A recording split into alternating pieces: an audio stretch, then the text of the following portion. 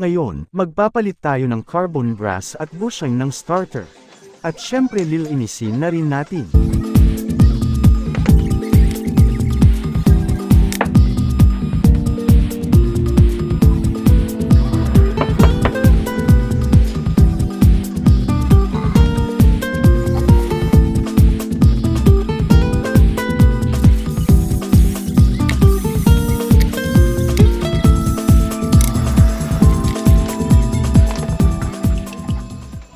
Kailangang ilabas yung tornilyo para malinis ito ng mabuti.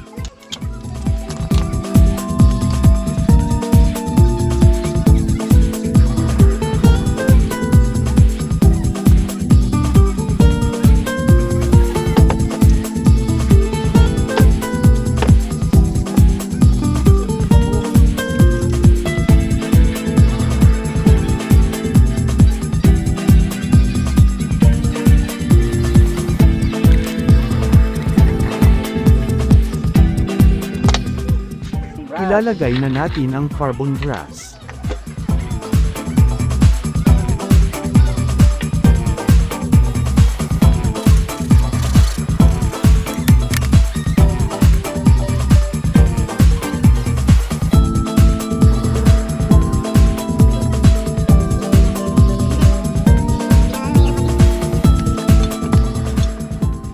At ngayon naman, itong bushing.